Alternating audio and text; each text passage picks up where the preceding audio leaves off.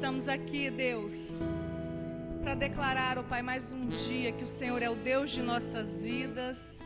Estamos aqui, ó Pai, para te agradecer, ó Pai, por esta chuva que cai. Para te agradecer, ó Pai, porque se estamos aqui, ó Pai, a graça do Senhor, mais um dia sobre as nossas vidas. Pai, eu peço perdão pelos meus pecados, pelos nossos pecados, e que neste momento, Senhor, nós convidamos, ó Pai, o Senhor que esteja aqui entre nós. Deus Pai, Deus Filho e Espírito Santo, fique à vontade no meio de nós, Pai, para fazer tudo aquilo que o Senhor preparou para esta noite. Tudo aquilo, ó Pai, que está preparado no mundo espiritual, Pai. Que, ó Pai, toda armadilha do inimigo seja repreendido em nome de Jesus. E que somente o Senhor, ó Pai, seja manifesto neste lugar. Pai, que em nome de Jesus o Senhor possa receber a adoração do teu povo. Não é, Pai, apenas o ministério que vai estar te adorando, Deus.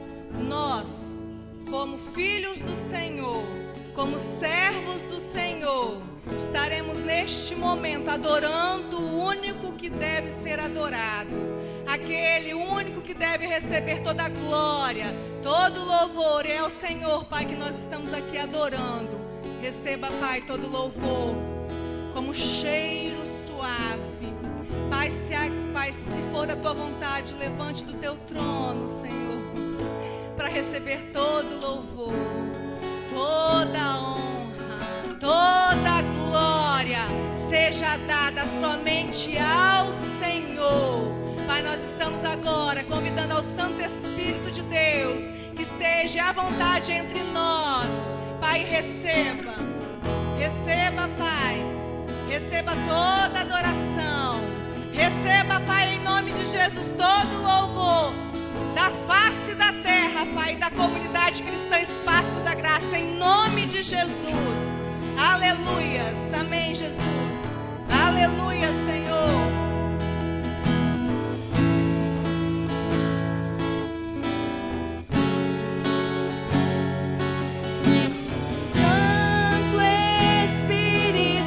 Bem-vindo aqui, vem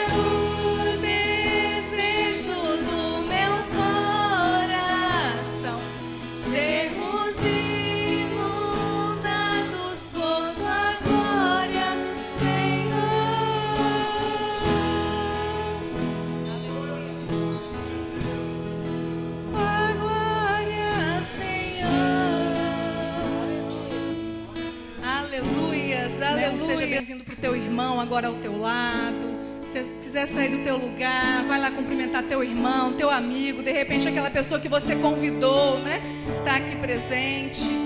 Mas o principal já se encontra presente entre nós. Glória a Deus, Senhor. Aleluias. Adore, adore ao Senhor. Louve e exalte o nome dEle. Aleluia. Em adoração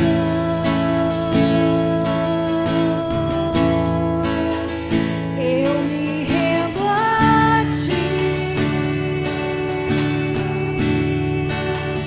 Tu és como um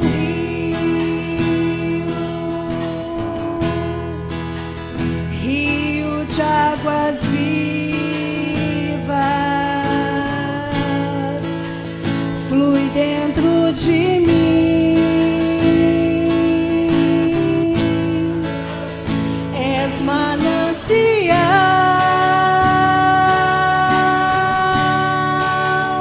fonte inesgotável, traz vida ao coração.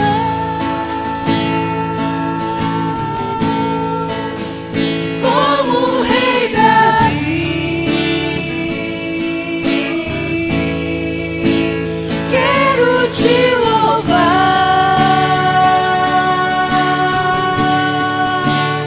Minha alma canta a Ti, Senhor, em adoração. Digno és de louvor, Majestade Santa. Meu prazer é te dizer: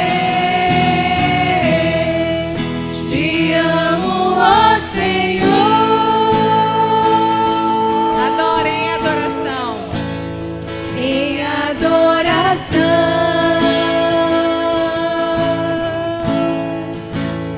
eu me rendo a Ti. Tu és como um rio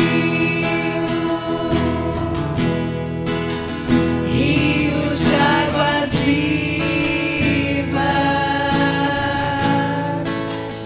flui dentro de mim.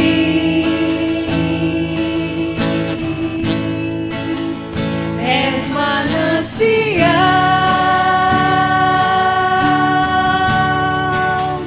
fonte inesgotável, traz vida ao coração.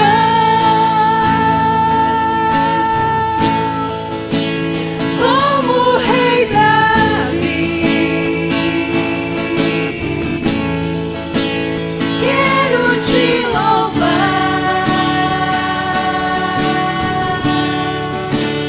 Minha alma canta a Ti, Senhor, em adoração.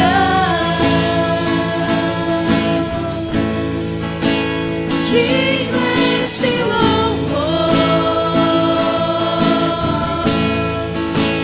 Majestade Santa. Meu prazer é te dizer: te amo, ó Senhor. Aleluias. Aleluias, aleluias. Glória a Deus. Glória, Pai, seja exaltado, seja adorado, Pai, no nome de Jesus, ó Deus. Amém, Pai.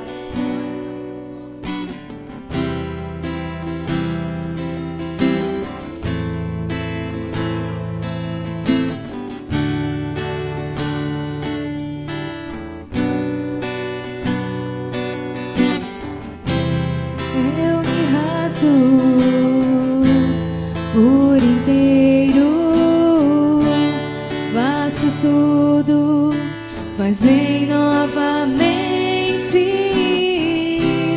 Eu mergulho na mirra ardente, mas peço que tua presença aumente.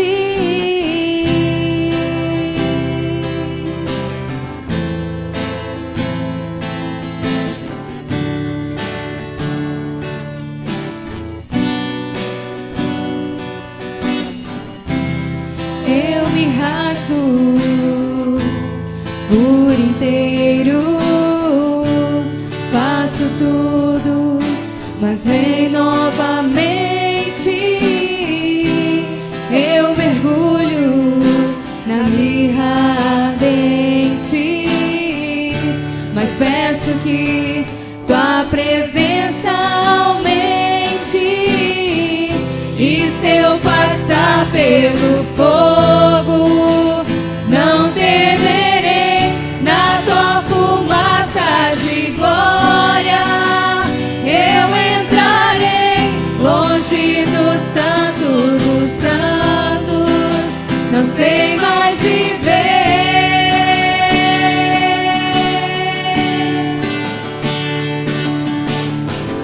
E se eu passar pelo fogo, não temerei, na tua fumaça de glória eu entrarei, longe do santo dos santos, não sei mais viver.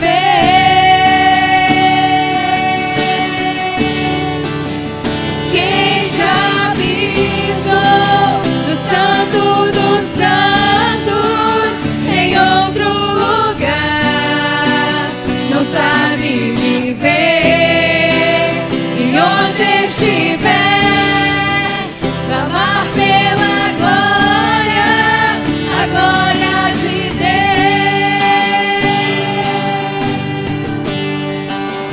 Quem já pisou no santo dos santos em outro lugar não sabe viver. E onde estiver, clamar pela glória, a glória de Deus.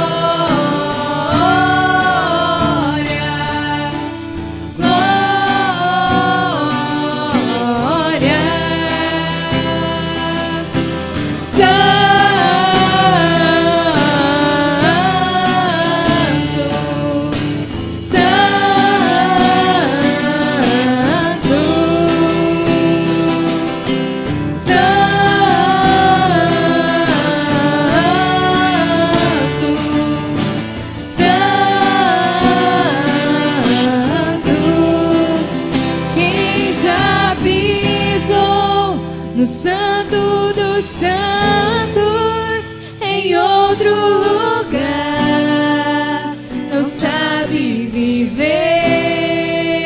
E onde estiver, clamar pela glória, a glória de Deus.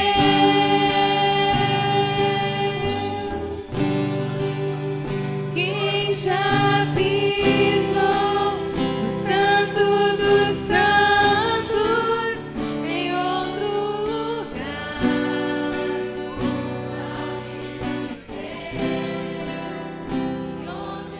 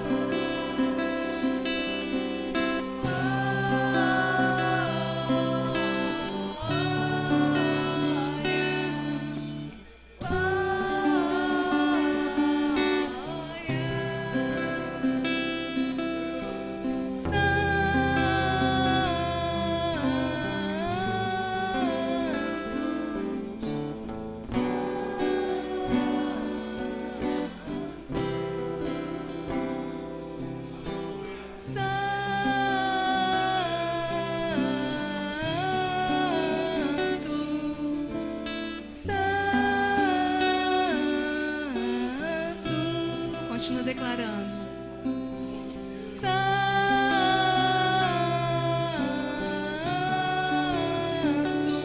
aleluia. Aleluia, aleluia.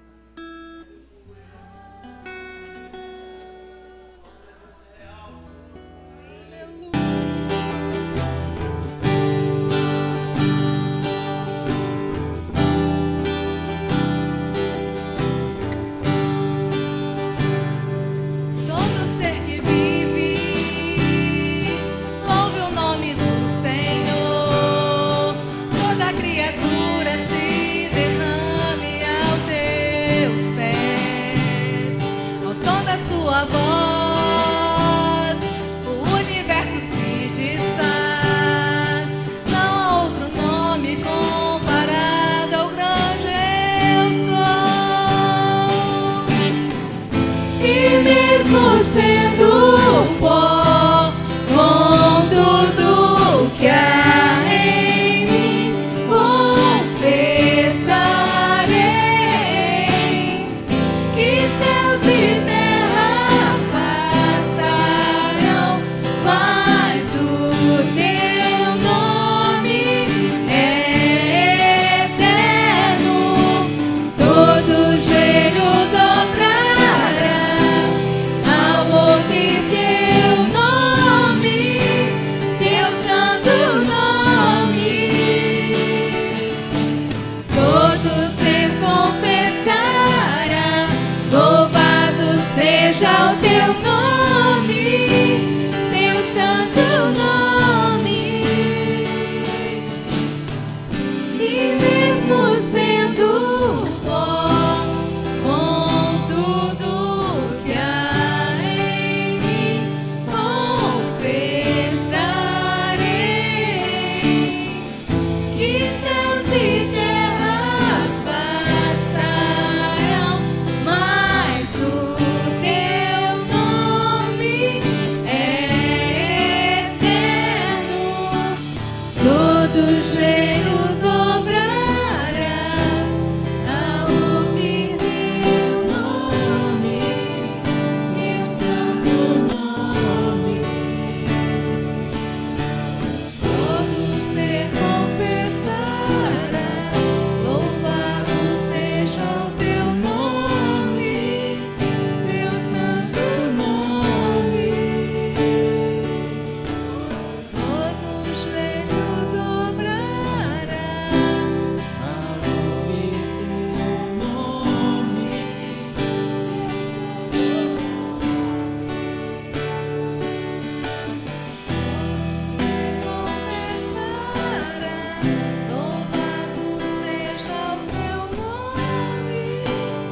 teu santo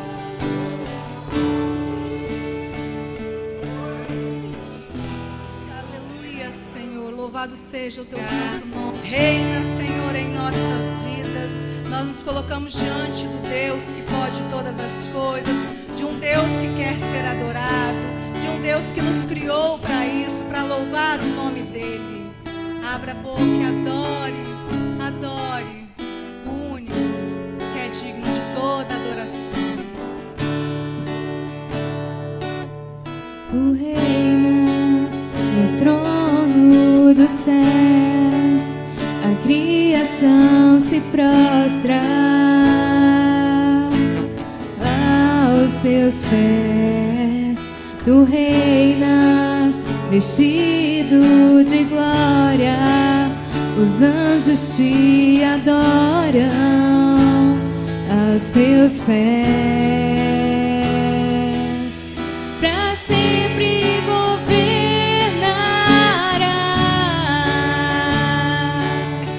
teu reino não passará. Ó Santo Deus, fico maravilhado.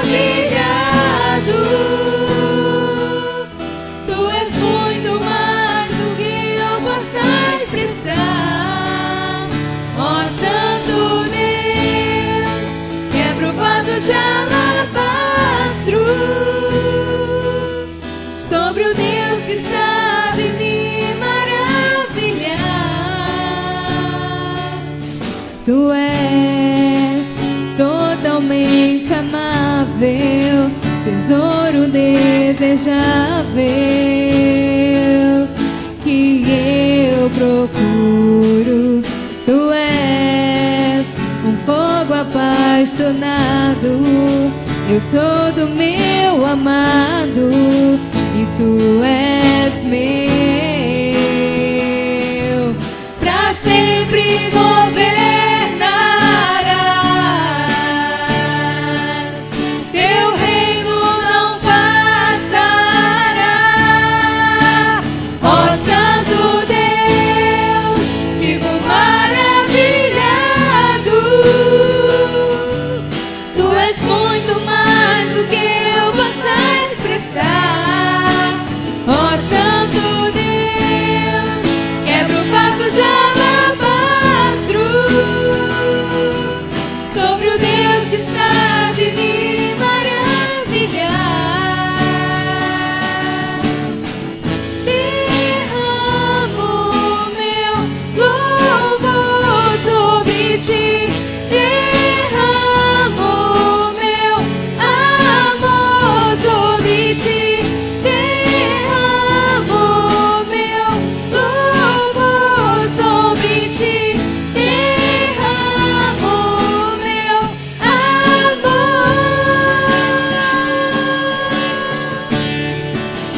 Ó Santo Deus, fico maravilhado. Tu és muito mais do que eu possa expressar. Ó Santo Deus, quebra o vaso de alabastro sobre o Deus que sabe me maravilhar. Ó Santo Deus, fico maravilhado. Tu és muito mais do que eu possa expressar. Ó Santo Deus, quebra o vaso de alabastro sobre o Deus que sabe me maravilhar. Vamos abrir a palavra do Senhor agora, num salmo, talvez o salmo mais conhecido, Salmo 91. Nós vamos ler esse salmo, que, como eu disse, talvez depois do Salmo 23, ou ele fique ali na disputa, seja o salmo mais conhecido da Bíblia. A Bíblia diz assim, na versão que eu estou usando: aquele que habita no esconderijo do Altíssimo e descansa à sombra do Todo-Poderoso, diz ao Senhor, meu refúgio e minha fortaleza, meu Deus em quem confio. Pois ele te livra do laço que prende o passarinho e da peste mortal. Ele te cobre com suas penas, tu encontras refúgio debaixo das suas asas. Sua verdade é escudo e proteção. Não temerás os terrores da noite, nem a flecha lançada de dia, nem a peste que se alastra na escuridão, nem a mortandade que arrasa ao meio-dia. Poderão cair 1000 ao teu lado e 10.000 à tua direita, mas tu não serás atingido. Somente contemplarás com os teus olhos e verás a recompensa dos ímpios. Porque fizeste do Senhor o teu refúgio e do Altíssimo tua habitação. Nenhum mal te sucederá, nem praga alguma chegará à tua tenda. Porque Ele dará ordem a seus anjos a teu respeito para que te protejam em todos os teus caminhos. Eles te sustentarão nas mãos para que não tropeces em alguma pedra. Pisarás o leão e a cobra, pisotearás o leão novo e a serpente. Porque tanto me amou, eu o livrarei. Eu o colocarei a salvo, pois conhece o meu nome. Quando ele me invocar, eu lhe responderei. Na sua angústia estarei com ele. Eu o livrarei e o honrarei. Darei a ele longevidade e lhe mostrarei a minha salvação. Amém. Vamos orar, irmãos. Senhor, obrigado pela tua palavra que acabamos de ler. E pedimos agora mais uma vez que o Espírito Santo venha abrir nossa mente, o nosso coração para o entendimento da tua palavra. Fala conosco, Deus. Que esse seja o momento da tua voz ser ouvida. Que o Senhor seja o alvo maior desse momento, Pai.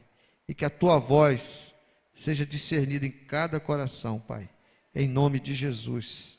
Amém, Senhor.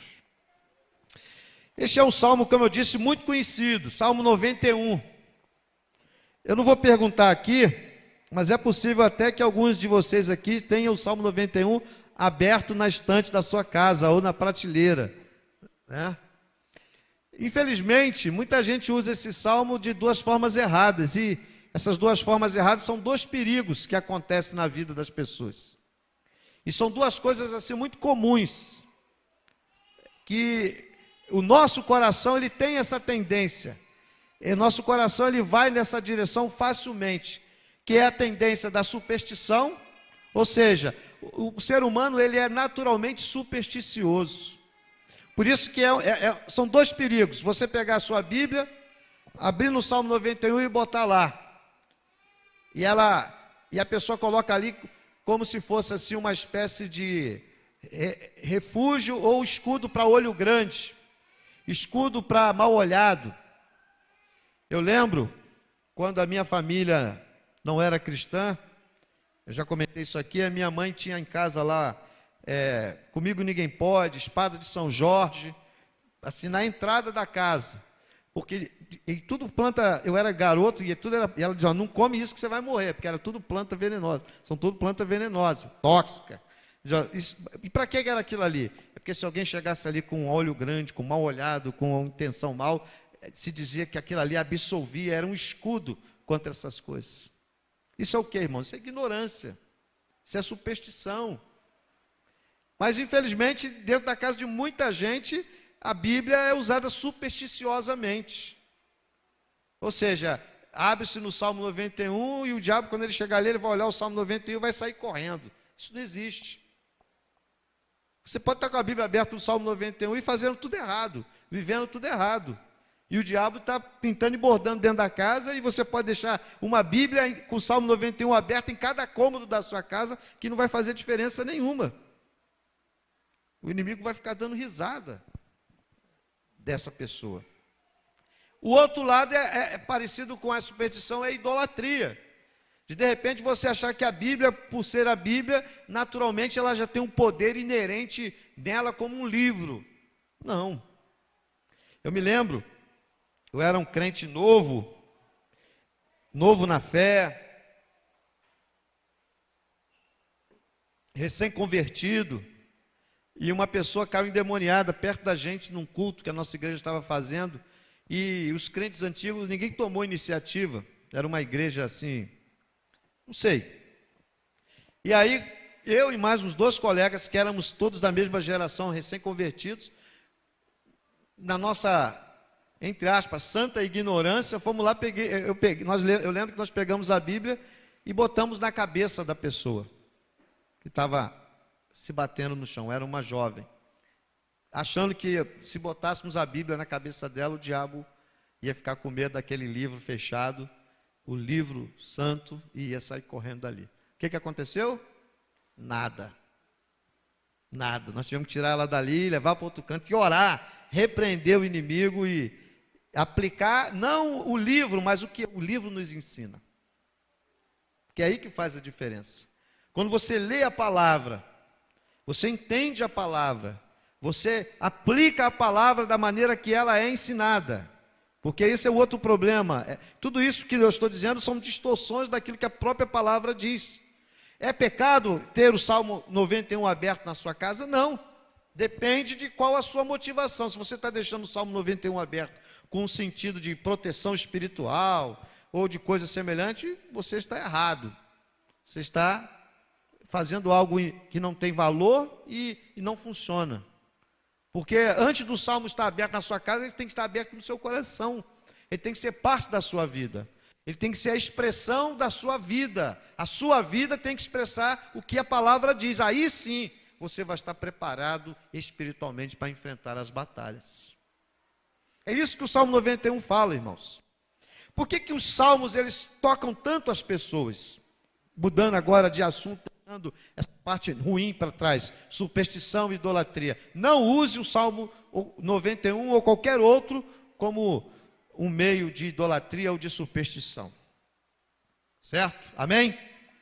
Nós temos que ler a palavra, estudar a palavra, entender a palavra e transformar a palavra, ou deixar a palavra transformar a nossa vida e viver a palavra. Aí a palavra, ela se torna viva na nossa vida. Do contrário, superstição e idolatria. Eu vou levar uma Bíblia no carro para me proteger, eu vou levar uma Bíblia pequenininha no meu bolso como um patuá. Tudo isso é pecado, tudo isso é superstição, tudo isso é idolatria. E um cristão bíblico, entre outras coisas, que ele não pode ser, é supersticioso e idólatra. Mas por que os salmos, entre os livros da Bíblia, são aqueles que mais falam rapidamente ao coração das pessoas? Quando a gente conversa com uma pessoa que não é cristã, ou que não tem costume de frequentar a igreja, normalmente ela fala, quando se comenta da Bíblia, diz, eu conheço, eu já li os salmos, eu tenho salmos lá em casa, o livro que eu mais gosto é o Salmo. Aí ela fala o Salmo 23, Salmo 91 e outros salmos. Por quê? Porque quando você lê os salmos, isso é uma experiência de todos, ele vai falar de experiências que as pessoas viviam e que muitas vezes elas falam imediatamente aquele momento que a pessoa que está lendo o salmo está vivendo. Porque os salmos, os irmãos sabem disso, eram poesias, eram cânticos, que eram escritos, que foram escritos a partir das experiências de vida dos seus autores. Então eles iam tendo experiências ao longo da sua vida, e ali essas experiências, como toda poesia, como toda música, normalmente nasce a partir de quê? De experiências que o autor, que o compositor tem. E a palavra de Deus nos salmos, ela nasce assim também. O Senhor inspirou aqueles homens, eles receberam a capacitação de Deus, através daquelas experiências de vida, ungido pelo Espírito Santo, eles foram capazes de escrever coisas que Deus separou como palavra dele para nós hoje. Por isso que os salmos, eles falam de forma tão rápida, tão direta. Quando a pessoa lê o salmo, muitas vezes ela vê a descrição da sua vivência, do seu momento, da sua experiência que ela está vivendo, às vezes boa, às vezes terrível, às vezes mais ou menos, mas ela se vê ali no salmo. Puxa, mas esse salmo está descrevendo como eu estou sentindo, como está meu coração, como está minha mente, como está a minha família, como está a minha vida nesse momento, ou tanto para o bem quanto para o mal. E nesse salmo, nós encontramos aqui, é um salmo que fala de segurança, de se refugiar, de proteção. E esse salmo vai falar do lugar mais seguro para você e eu estarmos. Agora, quando você lê esse salmo, ele vai descrever a experiência do lugar mais seguro. Que lugar é esse? É estar debaixo da mão do Senhor. E o salmista, ele vai falando os resultados de tudo isso. E você lê esse salmo e de repente você olha para a sua vida e vê problemas que você está vivendo. Então é importante a gente entender a palavra de Deus com equilíbrio, com discernimento, para a gente não ter uma ideia errada do que a gente está lendo. O salmista aqui, irmãos, quando ele vai descrevendo toda essa ação protetora, resguardadora, essa ação em que Deus aparece como aquele que nos protege, que nos guarda, que resguarda e protege os seus servos. Isso não significa que não existam problemas. É exatamente porque existem problemas que nós precisamos de um refúgio. O salmista não está dizendo, olha, não há problemas, está tudo 100%. Não, é exatamente o contrário. Eu não sei se você percebeu na leitura, no finalzinho, no verso 15, o salmista diz assim, quando ele me invocar, eu lhe responderei, na sua angústia estarei com ele. Então, a Bíblia não está dizendo que não vão haver tempos de angústia, está dizendo no tempo da angústia. Há momentos difíceis, há tribulações, há lutas. Esse salmo não está dizendo que não existem batalhas a serem travadas, ao contrário. Infelizmente, muitas vezes a palavra tem sido pregada de maneira errada e muita gente é iludida como se dissesse assim, ó, a hora que você se comprometer com Deus, a hora que você se alinhar com Deus, as batalhas da sua vida vão cessar. Muitas vezes acontece o contrário. Quando você dá um passo como esse aqui, você vai à frente e diz assim, eu quero ter maior comunhão com Deus, eu quero ter uma intimidade maior com Deus, o que acontece? Às vezes as tribulações aumentam.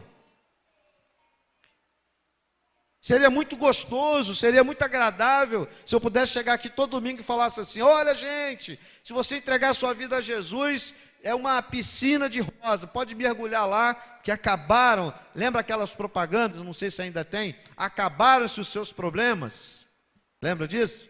Se você tem isso assim, assim, assim, acabaram-se os seus problemas. Há muito pseudo-evangelho e falsos pregadores pregando esse tipo de mensagem.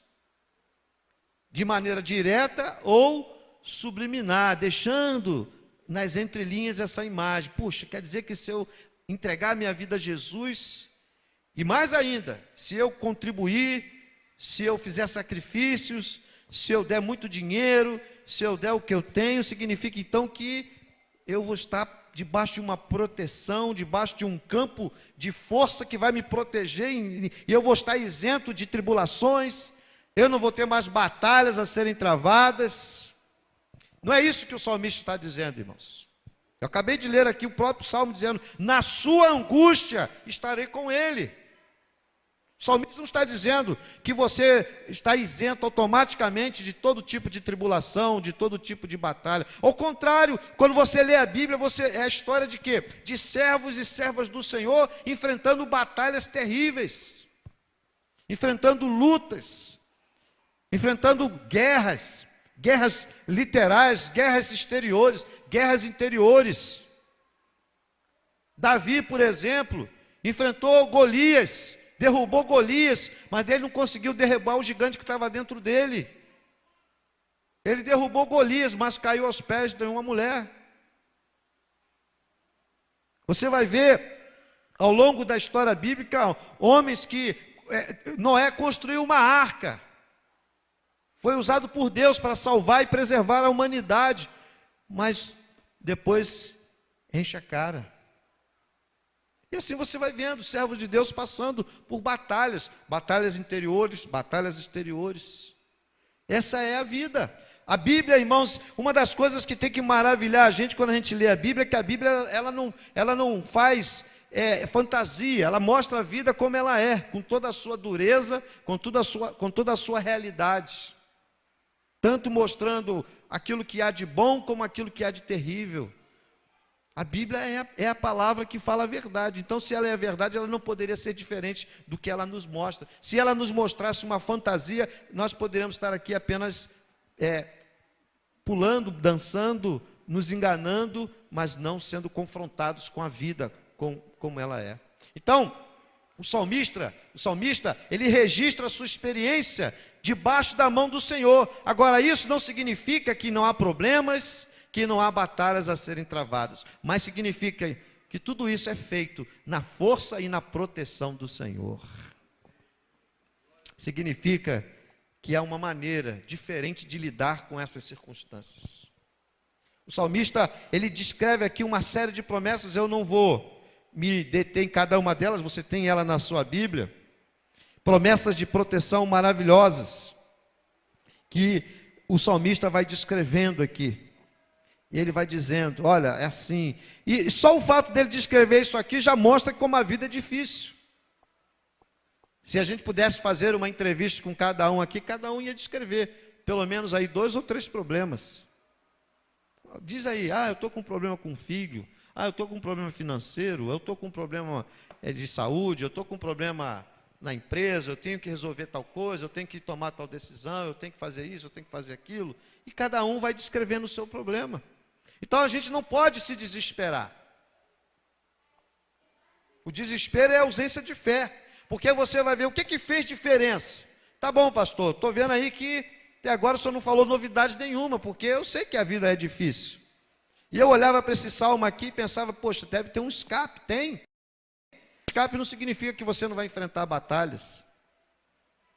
Eu citei, por exemplo, aqui Davi e Noé. Mas a gente podia falar de Moisés, a gente podia falar de José. E no Novo Testamento, basta falar de Paulo.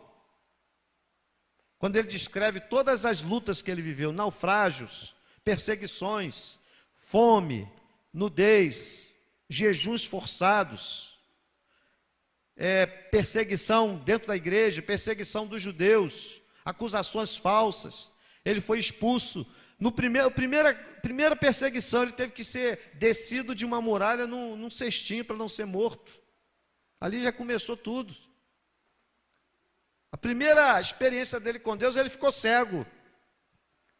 A gente sabe que depois ele passou a enxergar, mas ele não sabia se ele ia enxergar. E ele foi lá para Damasco e começou a orar. Depois daquela oração, ele voltou a enxergar. Então, quanta coisa! Mas ele fala uma coisa maravilhosa. Ele diz que todas essas coisas contribuíram para o avanço do reino de Deus. Paulo entendeu o que o salmista, no Salmo 91, está dizendo aqui. Essas experiências com Deus. Então a questão é, qual foi a atitude do salmista? Qual é a atitude que nós temos que ter em relação a essa verdade, que a vida, ela é para ser lutada. A vida tem batalhas, a vida tem tribulações, a vida tem circunstâncias difíceis.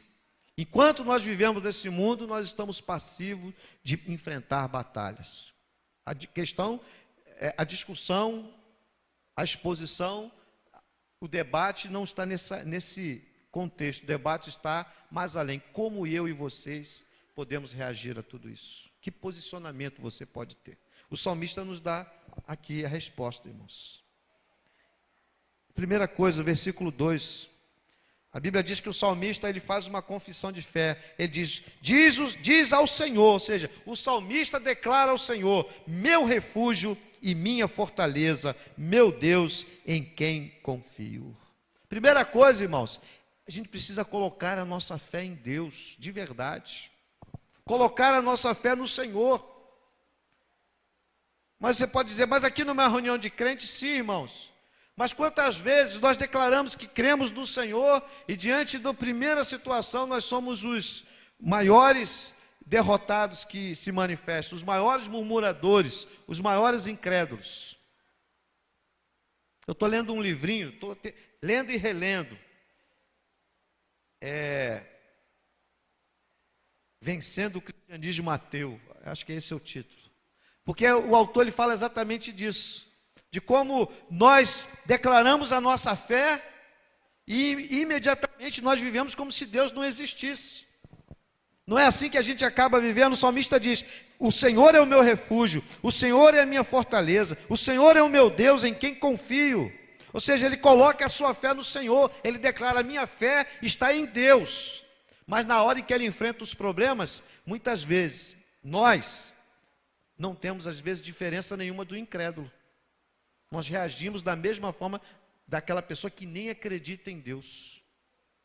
Nós ficamos descontrolados, ficamos irritados, ficamos estressados, xingamos, gritamos, às vezes até nos desesperamos.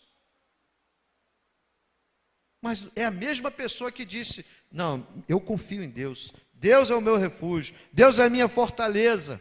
O salmista está dizendo, olha, para enfrentar, para experimentar esse lugar seguro, eu preciso colocar a minha fé em Deus. E como é, irmãos, quando é que esta fé, que essa atitude vai ser aprovada? É diante das circunstâncias, é diante dos desafios da vida.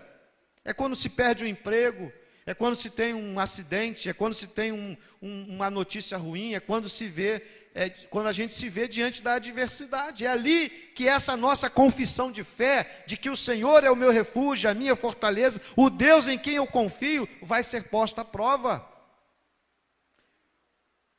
Quando nós lemos a Bíblia, é isso que nós vamos ver. Davi, quando ele chega diante de Golias, o que aconteceu? Todo o exército de Israel estava ali, e lembre-se, qual era a confissão de fé do exército de Israel? O Senhor é o meu refúgio, o Senhor é a minha fortaleza, o Deus Todo-Poderoso é o nosso Deus. E essa era a confissão de fé. Para ser mais específica, a confissão de fé dos judeus era aquela: ouve, ó Israel, o Senhor Deus é o único Deus. Mas na hora em que eles tiveram que enfrentar Golias, eles esqueceram totalmente disso. 40 dias, dia e noite, de manhã e de tarde, melhor dizendo, 40 dias estava lá o gigante confrontando. E não teve ninguém naquele contexto que levantasse assim e transformasse essa confissão de fé, essa declaração de fé, essa tradição de fé em algo prático. Não houve ninguém, até que chega Davi.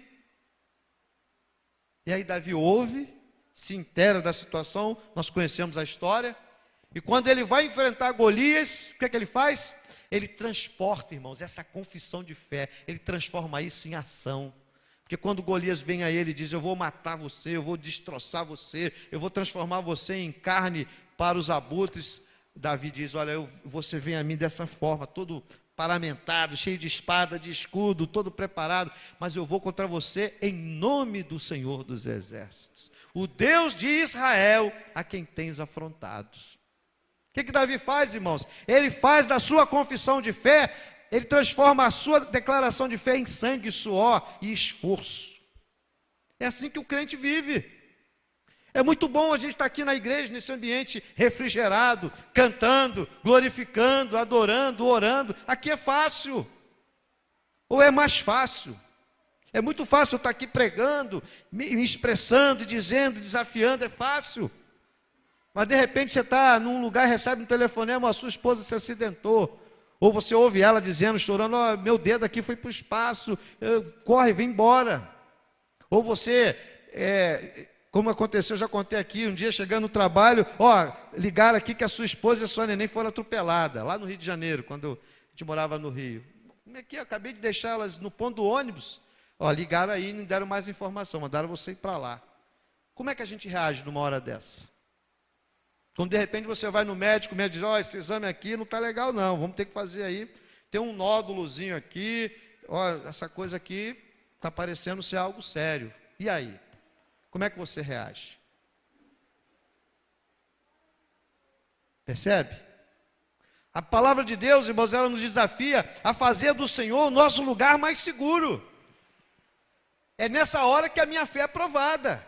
É nessa hora que eu vou ter que dizer: bem, o Senhor é de fato o meu refúgio, a minha fortaleza. Isso não quer dizer, irmão, que você não vai chorar, que você não vai levar um susto, que você não vai ter um impacto emocional momentâneo. Sim, isso é normal. Ninguém é feito de pedra. Todos nós temos sentimentos, e esses sentimentos são reais e eles precisam ser expressados. Mas a partir do momento que eu tomo essa informação e aí eu elaboro aquilo na minha mente, entendo o que é, o que não é, agora eu preciso assumir uma atitude: vamos lutar, vamos enfrentar. O que nós podemos fazer? É tratamento? Vamos fazer. É cirurgia? Vamos fazer. É levar para o médico? É operar? É tomar remédio? Vamos fazer. Mas eu vou fazer isso em nome do Senhor dos Exércitos, o Deus de Israel, que é o meu refúgio e a minha fortaleza. É diferente. É diferente. Ou eu vou sair dali murmurando, gritando, chorando. Eu me lembro quando eu era criança, minha mãe não era cristã, nem eu, mas eu lembro muito bem desse dia. Nós fomos no médico, o médico mandou fazer um exame do coração. Eu acho que eu tinha uns 6 anos de idade, 5 anos de idade, eu acredito que era mais ou menos essa idade. O médico olhou o meu exame do coração e falou assim: ele tem um problema, ele na época eu não entendia nada disso, ele tem sopro no coração. Então ele não pode correr, não pode brincar, ela tem que vigiar ele. Quando ele falou aquilo para minha mãe teve um acesso nervoso, ela começou a tossir. A minha mãe é branca, ficou vermelha, tossindo. Eu só lembro que o médico falou: ele não pode correr, não pode jogar bola, não pode fazer isso, não pode fazer aquilo, que precisa acompanhar, fazer e tal. Eu só lembro disso, depois não lembro de mais nada. Eu só lembro que eu continuei a minha vida normal, jogando bola, brincando, e até hoje eu faço as minhas estripulias. Talvez naquela época, se minha mãe fosse cristã, ela poderia até ter, mas ela estaria o quê? Aquela hora era a hora da fé ser provada, dizer: Senhor, e agora? Para onde eu vou olhar? Aí é a hora, irmãos, que a pessoa apela para o espírito, apela para a mandinga, apela para simpatia, apela para o centro espírita, apela para um guia, apela para aquela irmãzinha, que às vezes você nem sabe direito se ela é de Deus de fato, mas você pede a ela socorro. Você está entendendo? Mas é nessa hora que a nossa fé é chamada a fazer essa confissão de fé. Direi ao Senhor: meu refúgio, minha fortaleza, o meu Deus em quem confio. Nós estamos aí, um país em crise. 2016, segundo as perspectivas, vai ser talvez pior que 2015. Fala-se em uma possível recuperação em 2018. Não sei. A Bíblia diz que o servo do Senhor, o justo, não teme maus rumores. Por que o justo não teme maus rumores? Porque direi do Senhor: meu refúgio e minha fortaleza, o meu Deus em quem confio. Eu não vou viver pelo que a Dilma vai declarar, o ministro da Fazenda, o ministro do Planejamento, cada dia é um. Não, eu tenho que viver pelo que a palavra de Deus me diz. É difícil? É difícil. Eu posso, nesse contexto, até perder o meu emprego? Eu posso sofrer alguma situação de prejuízo, ou de ganhar menos, ou de passar alguma dificuldade, a gasolina cada dia mais alta, as coisas que de repente eram mais fáceis se tornam mais difíceis, alguns planos vão ser suspensos, alguns projetos talvez vão ser abortados. É possível, mas se eu fiz do Senhor, se o Senhor, a minha fé está em quem? Está no Senhor. É aí que está a diferença no Salmo 91, irmãos. Onde está a minha fé? Para onde ela está apontando? Aos pés de quem eu vou chorar? Aonde eu vou buscar refúgio?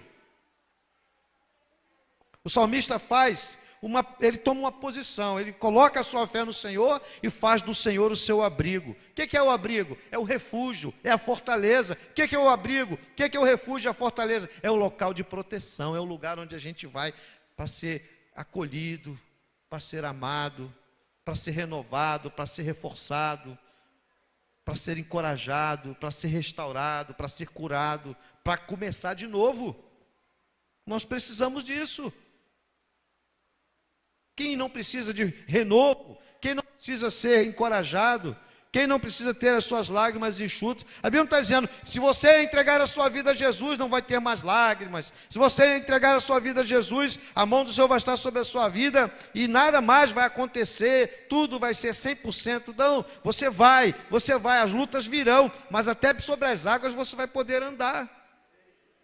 Porque o Senhor é o Senhor, Ele é soberano. Eu estava ali no banco orando, pedindo a Deus, que Deus me desse graça para pregar essa mensagem. Eu estava me lembrando de alguns momentos da minha vida. 2 vezes eu fui assaltado no Rio de Janeiro, as 2 vezes o bandido liberou a minha bolsa. Na primeira vez, eu falei de Jesus para os 3, e aí ele mandou deixar a minha bolsa, levou só o meu relógio. Na segunda vez, ele me devolveu a carteira. E na segunda vez, o prejuízo seria maior. Se ele levasse a carteira, ele ia levar cheque assinado em branco, talão de cheque, cartão de banco, passagem comprada, ele ia levar tudo isso daquela carteira. Quando ele chegou, eu entreguei a carteira para o bandido, ele pegou a carteira, bateu de um lado para o outro e me devolveu a carteira, lá no Rio de Janeiro, perto da rodoviária Novo Rio. Eu estava indo exatamente do centro da cidade para a rodoviária para marcar as 3 passagens de volta para a Bahia. Eu era missionário na Bahia, a gente morava na Bahia. Ah, mas Deus podia ter livrado do assalto. Ele não livrou do assalto, irmão, mas ele sabia que aquela carteira não podia ser roubada naquele dia. Deus me deu o livramento. É isso que eu estou dizendo. Na sua angústia estarei com Ele. Na sua angústia, como pastor, quantas visitas eu já fiz a pessoas, a irmãos. Nós temos um exemplo na nossa igreja. Essa semana eu e a Soraya fomos lá na casa da do Carmo.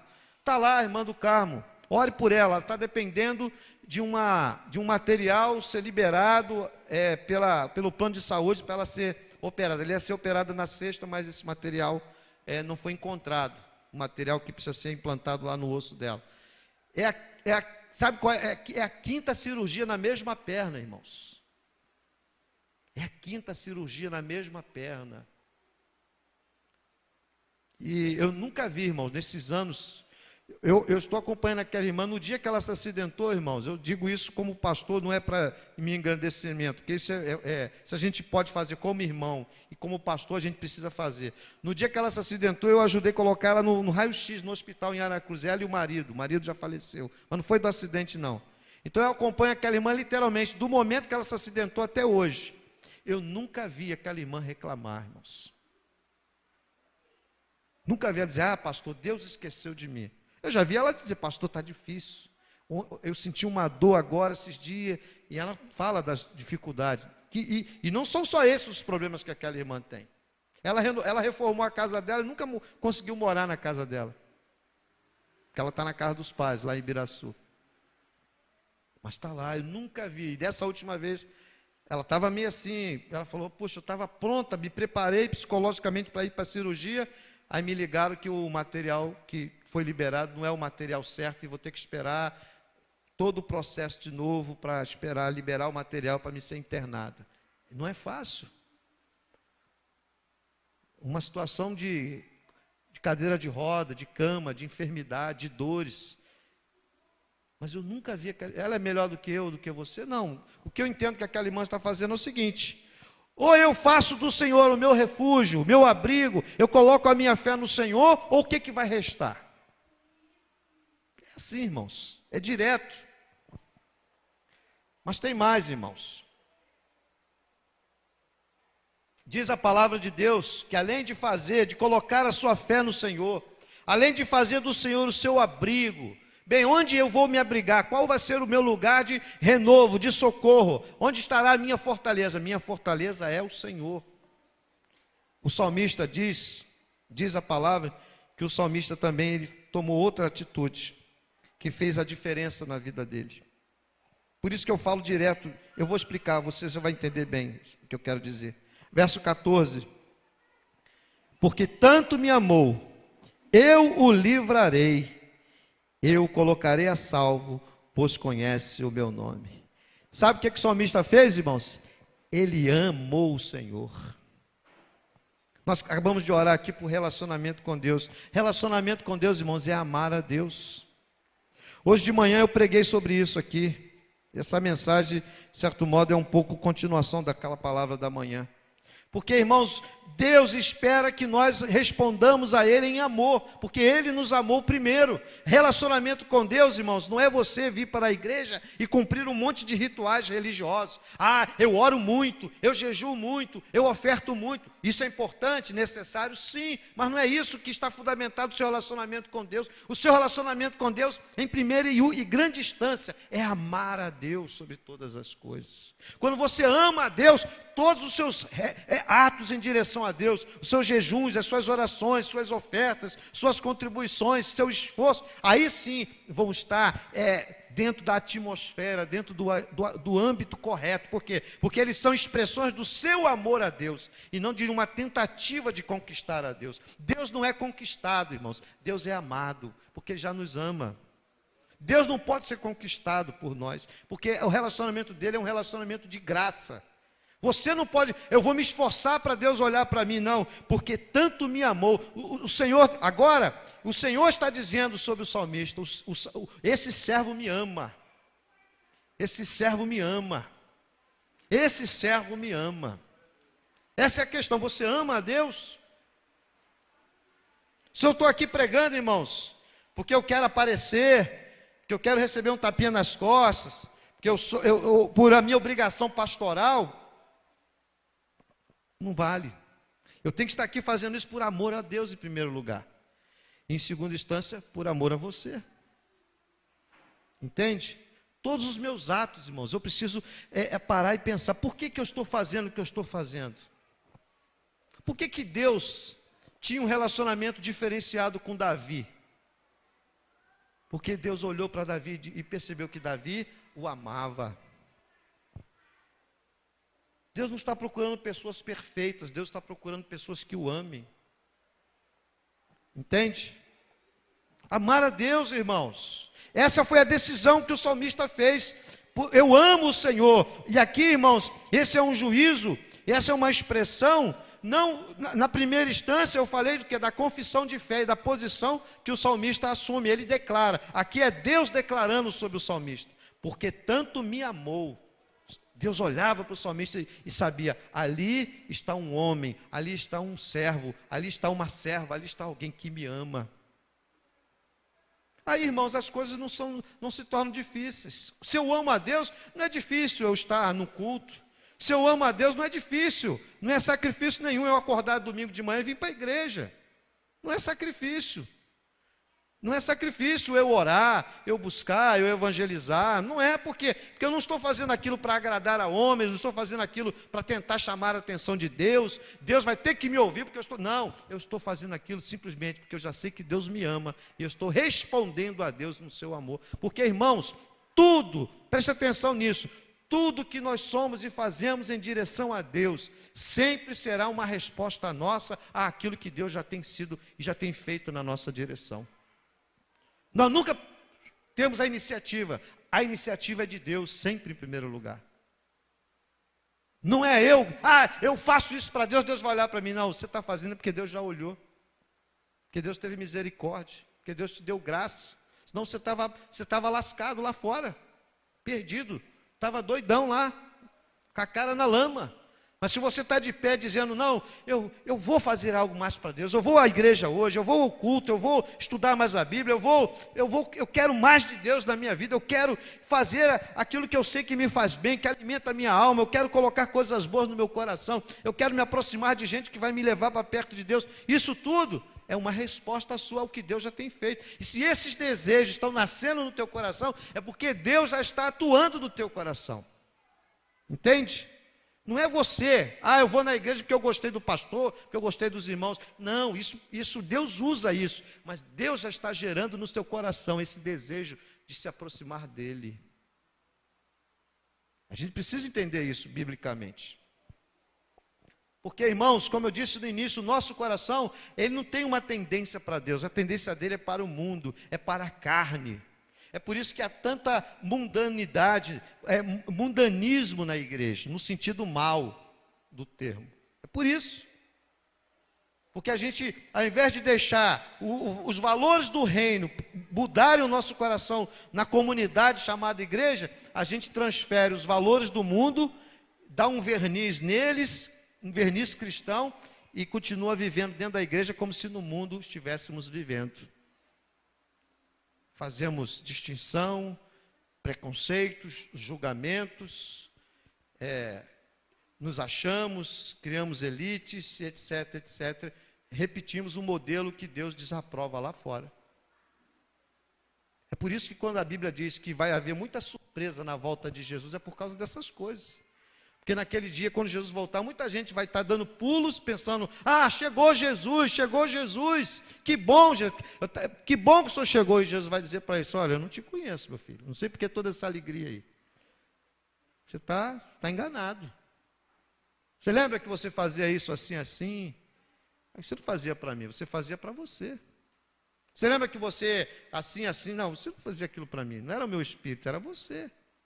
Você lembra que você... Mas eu pregava, eu orava, eu vi pessoas... O que você esperava depois? Ofertas.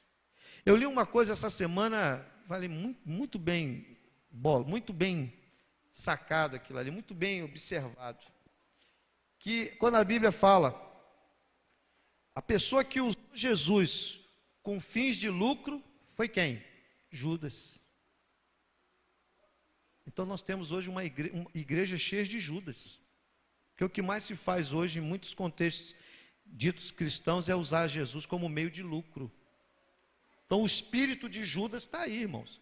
Porque entre os apóstolos, quem foi que usou Jesus para ganhar dinheiro? Judas. 30 moedas de prata. Ele foi lá, negociou com os líderes religiosos, ó, eu entrego o homem, se vocês, como é que vai ser? Não, 30 moedas, está feito. Aquele camarada que eu beijar, vocês podem prender que é ele. Foi assim mesmo, irmão. Numa linguagem bem simples e direta, foi desse jeito. Aí Jesus vai lá para o Getsemane, depois da ceia, e Judas vai lá e dá um beijo em Jesus. E aí os homens vêm dizer, é aquele ali, vamos prender ele. E vocês sabem o final de Judas. Essas moedas ele recebeu. Depois, aquilo virou maldição na vida dele.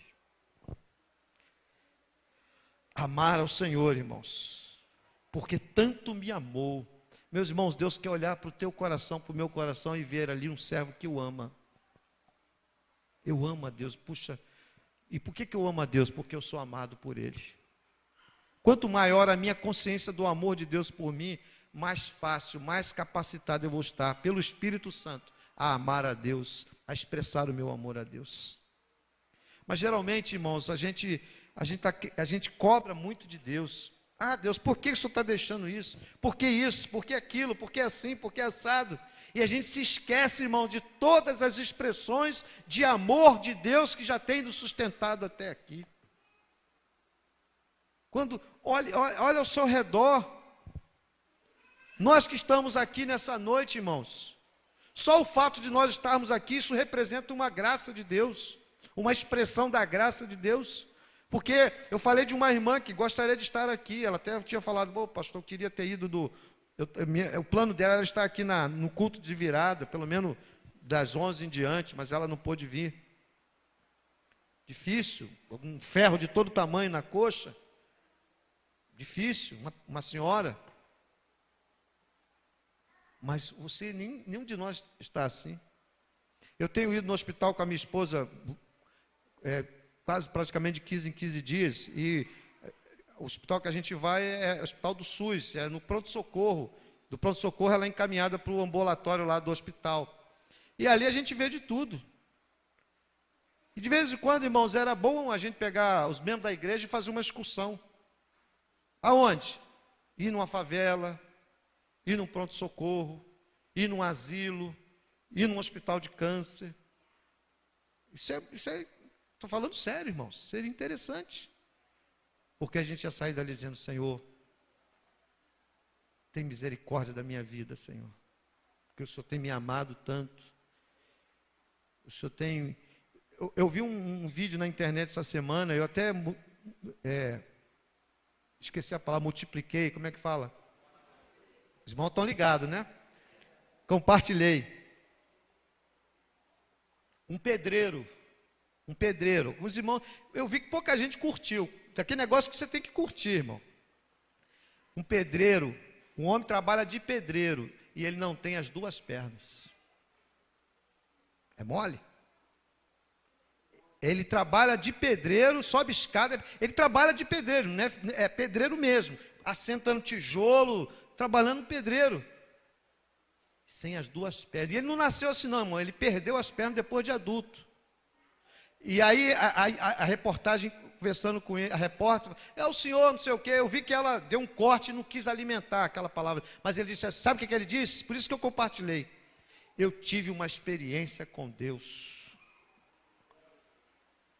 Eu tive uma experiência com Deus, ele disse. Nós temos duas pernas, dois braços, uma mente funcionando, e usamos isso muitas vezes para ficar murmurando, xingando, reclamando, blasfemando, falando bobagem, etc, etc. Nós temos que pedir misericórdia a Deus.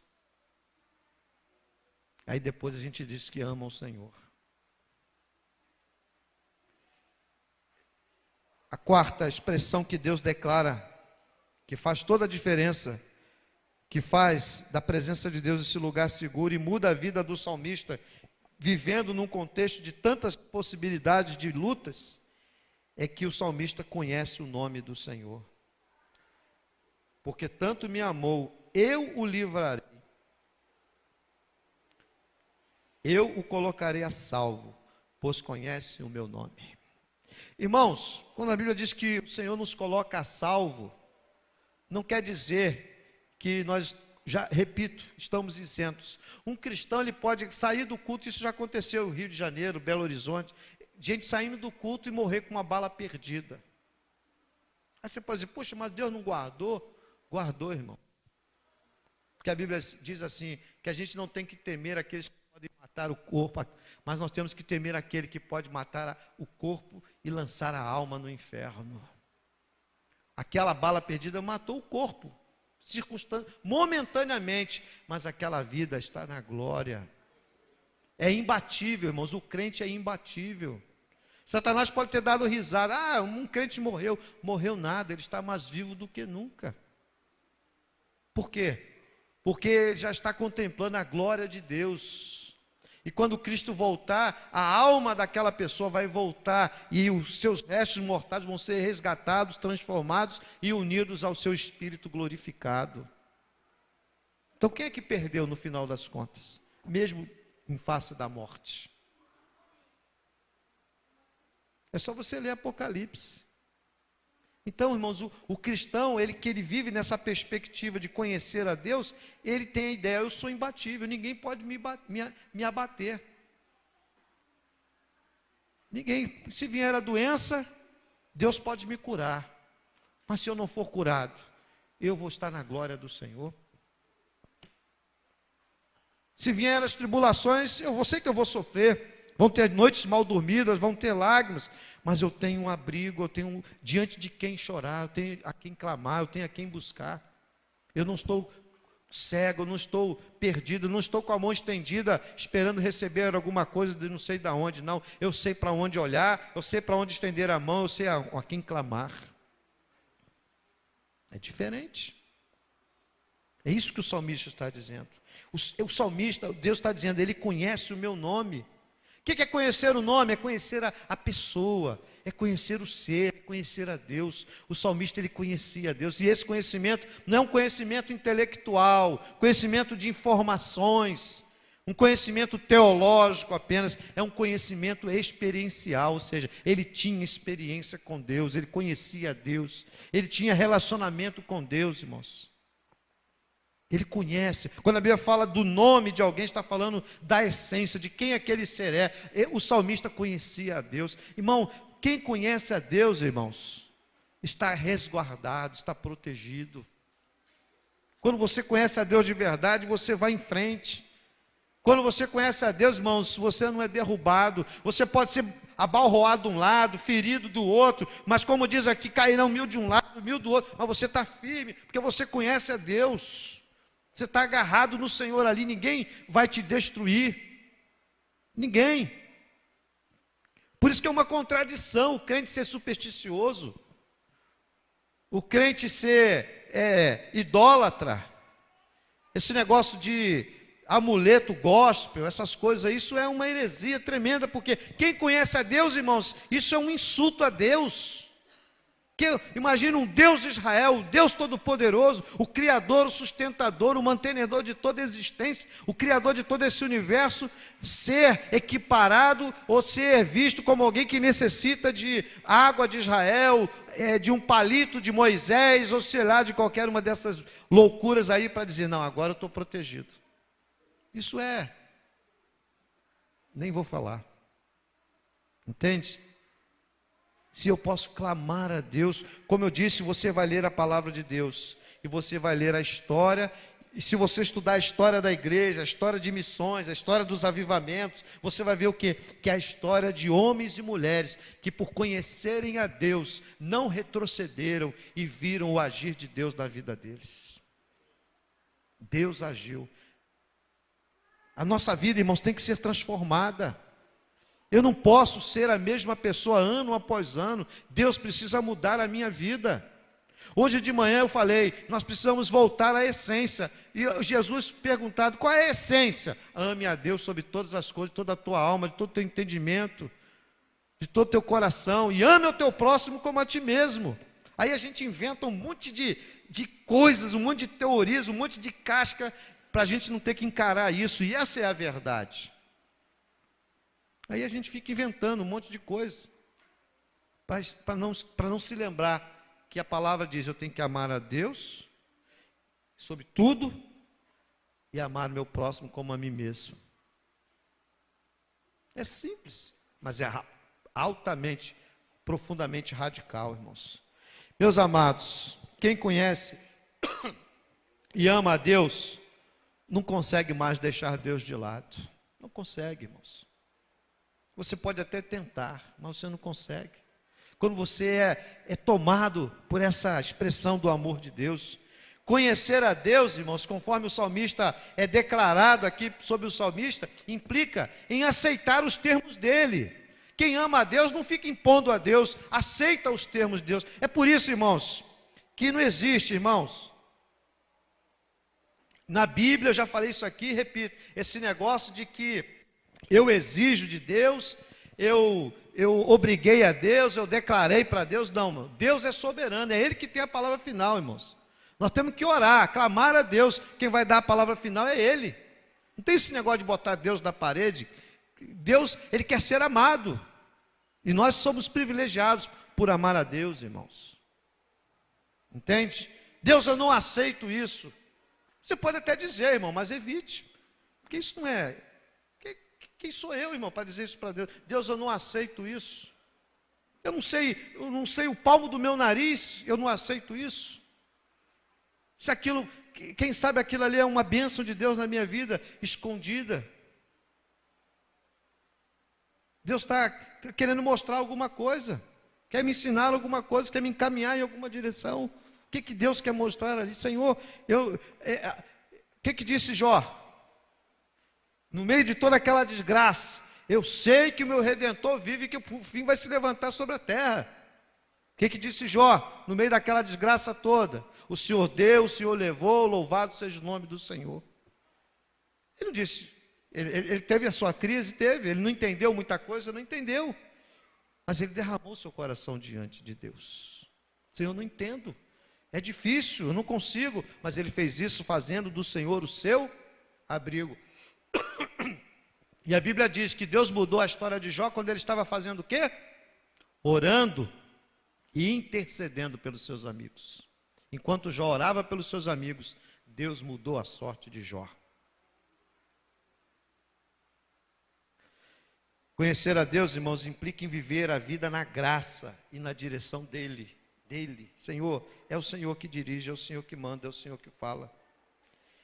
Conhecer a Deus, amar a Deus, significa desejar mais e mais conhecer a Deus. Quem conhece a Deus, deseja conhecer mais dele, irmão. Quem conhece a Deus, quer buscá-lo mais. Quem conhece a Deus, deseja mais dele, deseja conhecê-lo mais, deseja amá-lo mais. Se você realmente tem conhecido Deus, você vai desejar conhecê-lo mais. E não estou falando de conhecimento apenas intelectual, estou falando de experiência com Deus.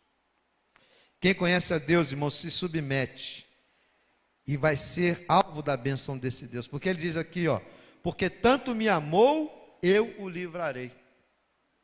Quem ama a Deus é alvo das bênçãos de Deus. Então eu passo a merecer? Não. Porque se você ama a Deus, é por graça. E essa graça que te leva a amar a Deus te faz alvo da bênção dele. Você vai ser abençoado. Deus vai estar com a sua mão estendida. Ele vai ser o teu abrigo, a tua fortaleza, o teu refúgio no meio da tribulação. No meio da tua angústia, Ele vai estar contigo. Ele vai te livrar, Ele vai te honrar. A graça, irmãos, nos alcança. Porque soberanamente, Deus no seu amor decidiu agir na nossa direção. É Deus, irmãos, do início ao fim. A Bíblia diz que não fomos nós que amamos a Deus primeiro, mas Ele quem nos amou primeiro. Ele tomou a iniciativa. Então, se eu amo a Deus, eu já tenho que estar com a minha mente muito clara sobre isso. Senhor, se eu estou te amando, é porque eu já sou alvo do teu amor. Eu já fui alvo do teu amor. E a quem o Senhor ama, está debaixo do teu abrigo, da tua fortaleza, da tua proteção. Então, isso nos leva à conclusão dessa mensagem, irmãos. Qual é o lugar mais seguro para estar? É estar na presença de Deus. O lugar mais seguro para viver É o que o salmista diz aqui: aquele que habita no esconderijo do Altíssimo e descansa à sombra do Todo-Poderoso. Podem vir as crises, as batalhas, as lutas, e elas vêm e virão. Basta a gente olhar para aquelas bandeiras lá. Hoje eu fiquei sabendo, e a igreja deve orar por isso, lá na Burkina Faso, na África, foi sequestrado um casal de missionários, já de certa idade, é um médico missionário. Ele e a esposa foram sequestrados hoje. Eu não estou com o nome dele aqui, eu não anotei. O pastor Mário da Mais pediu oração. Um médico missionário e a sua esposa, lá em Burkina Faso, foram sequestrados. Médicos estão lá abençoando, servindo aquele povo, mas instrumentos do diabo sequestraram aquele casal missionário. O que nós devemos fazer? Orar, interceder, clamar a Deus. Se Deus permitir, se Deus permitir que eles partam para a eternidade, a missão deles foi cumprida. E eles vão receber a glória do céu. Mas se Deus ainda quiser livrá-los, não tem inimigo que vai prendê-los. É assim que o crente vive, irmãos.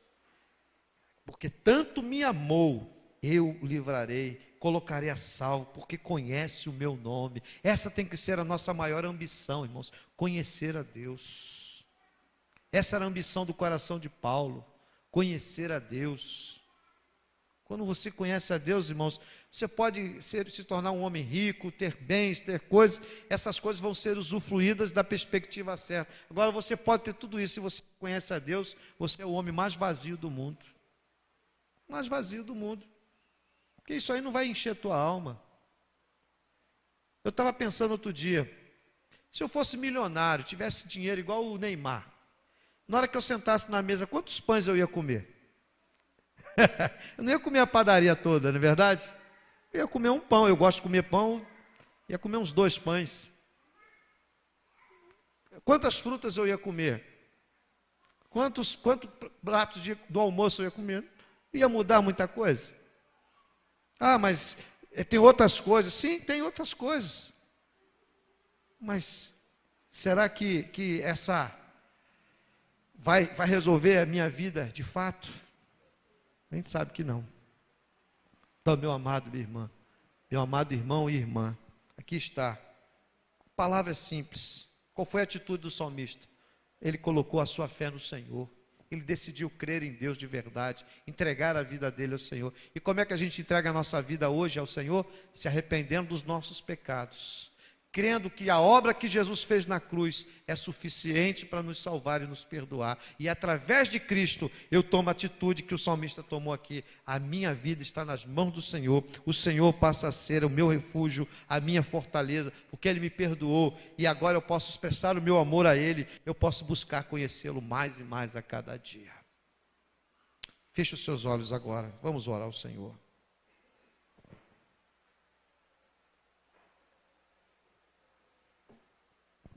Eu quero orar por você nessa noite que está entre nós. E quero entregar a sua vida a Jesus como teu Senhor e teu Salvador. Você quer fazer uma confissão de fé, como o salmista disse. Como é que a gente faz isso hoje? Eu acabei de falar. É quando a gente entrega a nossa vida a Jesus. Quando Jesus passa a ser o nosso Senhor, o nosso Salvador. Nós estamos dizendo, como o salmista disse aqui: o Senhor é o meu refúgio, a minha fortaleza. O Senhor é o meu Salvador, é o Deus em quem confio, é nele que a minha vida está firmada. Poderão vir as lutas, as batalhas, mas a minha vida agora está em Jesus, porque nele eu sou perdoado, nele eu sou liberto, nele eu sou transformado, em Cristo eu tenho nova vida. Aquele que está em Cristo, nova criatura é. As coisas velhas já passaram, eis que tudo se fez novo. Se você quer entregar a sua vida a Jesus, saia do seu lugar, vem aqui na frente, eu quero orar por você. Se há alguém entre nós que não tomou essa decisão na sua vida, ainda não fez essa confissão de fé, de colocar a sua vida nas mãos do Senhor, eu quero convidar você a sair do seu lugar, vir aqui, eu quero orar por você. Eu quero agradecer a Deus por você, se esse é o seu desejo. Eu quero entregar a minha vida a Jesus, eu quero me reconciliar, eu estou afastado do Evangelho, estou afastado da comunhão, eu já ouvi, já entreguei minha vida a Cristo um dia, mas eu me deixei afastar e agora eu quero voltar à presença do Senhor. Venha, eu quero orar por você. Eu não vou insistir muito porque a mensagem é o apelo, mas eu quero orar por você, se há alguém nessa noite que quer tomar essa decisão. E agora eu quero orar por você também, meu irmão, minha irmã, que quer encarar a vida de acordo com o Salmo 91. Estou vivendo problemas, estou vivendo lutas, tenho enfrentado batalhas, e nós temos que ficar atentos, irmãos, porque a gente tem uma tendência de culpar o diabo. O diabo fez isso, o diabo fez aquilo, mas a gente sabe que nem tudo é o diabo, irmãos. Às vezes a gente mesmo cria situações que nós poderíamos lidar com elas de uma forma bíblica. E por não lidarmos com ela de uma forma bíblica, a gente acaba sofrendo, acaba se dando mal. Mas nessa noite, diante da palavra que você ouviu, você quer dizer para Deus: Deus, eu vou enfrentar os problemas, de acordo com o Salmo 91. O Senhor é o meu refúgio, o Senhor é a minha fortaleza, é no Senhor que eu confio. Eu sei que o Senhor vai comigo, o Senhor é maior na minha vida, é com o Senhor que eu batalho. Quando eu te invocar, o Senhor diz que o Senhor vai me responder, na minha angústia o Senhor vai estar comigo, porque eu amo o Senhor, porque eu conheço o teu nome. Eu quero caminhar escondido à sombra do Altíssimo. Eu vou encarar a vida dessa perspectiva a partir de hoje. Então isso significa que a minha murmuração vai cessar, que a minha reclamação crônica vai sair, que a minha atitude derrotista, que a minha atitude negativa vai ser repreendida, porque eu vou como Davi, eu vou como Paulo, eu vou como José, eu vou como aqueles servos do passado e do presente, que têm encarado as lutas, têm encarado as batalhas, ainda que tenham que chorar, ainda que tenham que sentir às vezes momentos difíceis, mas eles estão cheios da presença do Senhor, porque amam o Senhor, conhecem o teu nome, e o Senhor os abençoa, o Senhor os fortalece, o Senhor é o abrigo deles, e eu quero que o Senhor seja o meu abrigo, o meu encorajador, a minha fortaleza. Se você quer isso para a sua vida também, fica de pé, aí onde você está, e nós vamos orar. E com essa oração nós vamos estar encerrando essa parte da mensagem, e depois eu vou dar alguns avisos, mas eu quero orar por você, que quer sair daqui nessa noite encorajado, com uma disposição nova, de encarar esses desafios que vêm diante de nós ainda ao longo desse período de ano, ao longo da nossa vida, de acordo com o Salmo 91, não supersticiosamente, não idolatricamente, mas transformando esse salmo em verdade na nossa vida, em carne, sangue, suor, lágrimas, em realidade, em vida, no nosso dia a dia, por mais difícil que nós tenhamos que enfrentar. Vamos orar. Senhor, em nome de Jesus, aqui estamos nós, Pai. Nós vivemos nesse mundo, Pai, como o Senhor mesmo disse, como ovelhas que são lançadas aos lobos, mas o Senhor não nos enviou sozinho. A promessa do Senhor é que o Senhor estaria conosco todos os dias, até a consumação dos séculos. Por isso, Pai, nós te adoramos, nós te louvamos, nós te glorificamos. E pedimos que o Senhor corrija a nossa perspectiva, que o Senhor corrija o nosso pensamento, o Senhor corrija a nossa atitude. O Senhor, Pai, nos liberta de todo negativismo, de toda incredulidade, de toda murmuração, Pai, de tudo aquilo, Pai, que nos faz enxergar a vida de uma forma incrédula, até de forma ateia, Pai. Nós queremos enxergar a vida pelo olhar da fé, mesmo sem entender, mesmo sem discernir muitas das coisas que nos acontecem. Nós queremos estar firmados na rocha, queremos ter o Senhor como nosso abrigo, como a nossa fortaleza, como a nossa sombra protetora, como diz o Salmo 91, Pai. Que este salmo seja o salmo da nossa vida, Pai, que nós possamos amar o Senhor mais e mais, e ao amá-lo, sendo alvos da tua graça, possamos ser ainda mais abençoados, que nós possamos desejar e buscar conhecer mais e mais o teu nome, Senhor. E conhecer o teu nome significa ter maior intimidade, estar mais perto de ti, estar mais junto do Senhor, é conhecer, é discernir, é fazer a tua vontade, é ter um caráter transformado, porque quem chega perto de Deus é transformado, não é mais a mesma pessoa. Vai mudando, Senhor, que precisa ser mudado na minha vida, na vida dos que estão de pé nesta noite, Pai. Nós queremos mais de ti, nós queremos conhecê-lo mais, nós queremos amar o Senhor de verdade e amar o nosso próximo de verdade, Senhor. Tira a mentira da nossa vida, Senhor. Nós não queremos nos enganar e enganar os outros. Nos ensina a amar a Deus sobre todas as coisas e amar o nosso próximo como a nós mesmos, Pai, porque essa é a constituição maior do teu reino. Quem vive no reino de Deus vive assim, Pai. Nós queremos começar a viver isso na terra, Pai. Em nome de Jesus, abençoa cada vida. O Senhor sabe que cada um deles tem enfrentado, Senhor. Que eles possam enfrentar isso hoje no espírito do Salmo 91, Pai. Vitoriosamente, abençoadamente, Pai. Sabendo que eles estão e que eles podem viver debaixo do lugar mais seguro da terra, é estar na tua presença, Pai. Em nome de Jesus. Amém e amém. Glória a Deus. Aleluia.